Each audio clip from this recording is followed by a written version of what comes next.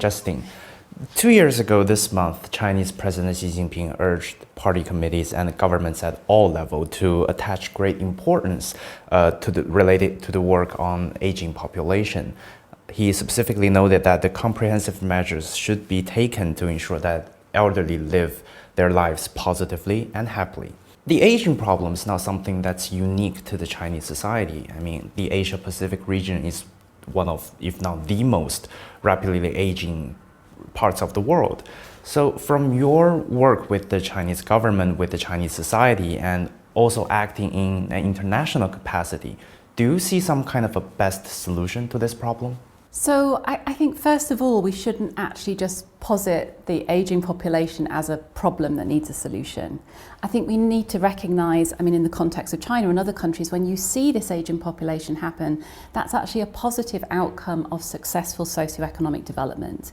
It means that these people who are now living longer lives, they're living longer lives because they have better nutrition, better healthcare, better education than previous generations. And we really need to celebrate that as one of the success stories of China's phenomenal socioeconomic development we've seen in recent decades.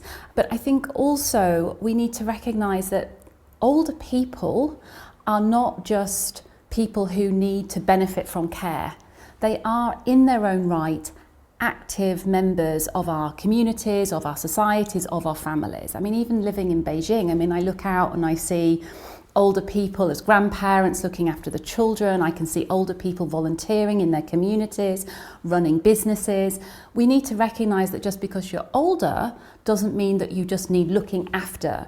You actually need to live in a society where your desire to contribute is supported and enabled. So I think when we look at countries with ageing populations, what we need to look at is whether that is healthy aging. This is what's really important. So for governments that are, and I think, you know, with your opening question, I think President Xi has recognised this when he talks about positive healthy aging. So for countries that are grappling with an ageing population, what's very important is making this very purposeful investment in extending healthy life years. So that is both in terms of maybe preventative health interventions before people even become older. We also need to recognise that you accumulate inequality over a lifetime, yes? So it's not that you suddenly become 65 and you're poor, or you become 65 and you have a health problem. We can actually track that right back to when you're born, when you're an adolescent, when you're an adult, and you accumulate these inequalities over your life, and then when you reach old age, you are suffering from those.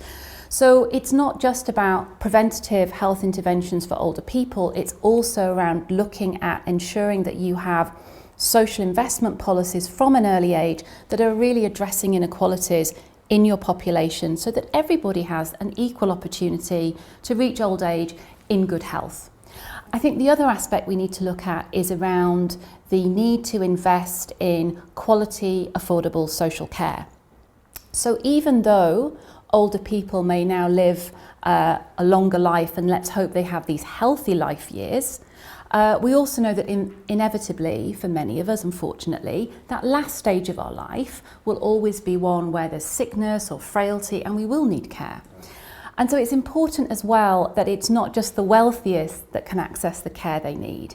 And we also need to make sure that when older people need care, families with less income aren't plunged into economic crisis, or they don't have to deplete their entire life savings in order to provide the care they need for their loved ones. And so investment in affordable social care is important. Speaking of being healthy and providing care, I'd like to run some data by you. By the end of 2022, nearly 19,500 primary medical and health institutions were built that are suited for providing elderly patients cares.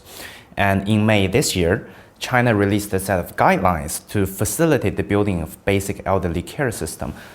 So from a policy and a government's perspective, are we moving fast enough on this? What I've really noticed in China is that very often when we talk about older people and ageing populations, we see the picture of an elderly lady with a walking stick, and we see pictures of care homes. But actually that isn't necessarily what all older people need. So in China at the moment, we have just over 5 million beds available in institutionalised care for older people, but currently less than 45% of those are occupied. So on one hand, I think we can say that China is moving quickly enough in terms of creating future capacity for this growing older population. But we also need to recognise that institutionalised care is not the only care option that older people need. So what we see globally is many older people don't want to move into a care home. They'd like to stay in their community, they'd like to stay within their family, they'd like to retain some level of independence. And so when we look at a comprehensive care response to an ageing population, yes, we may need institutionalised care for the very old that are frail and infirm, as I mentioned earlier. But I think we also need to look at maybe more innovative care models that will allow older people to retain some level of independence and actually remain in their communities as they wish. Do you think we need to do more education here in China about this elderly care image? Because as you said, when we say elderly people, most often think about the lady with a walking stick. So do you think that there needs to be more education around this area?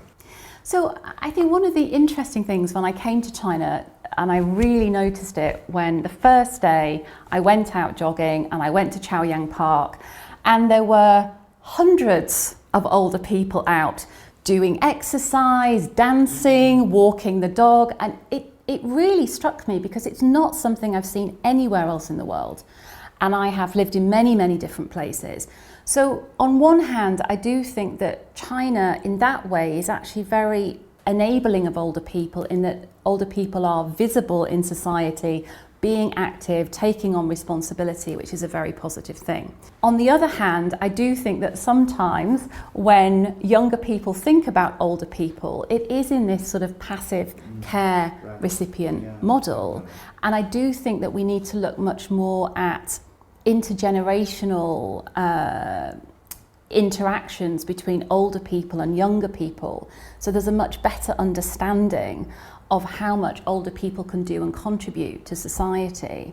And interestingly, actually last year we had a photo exhibition for young people, and it was simply generally about women in Chinese society. We didn't put a specific theme on it.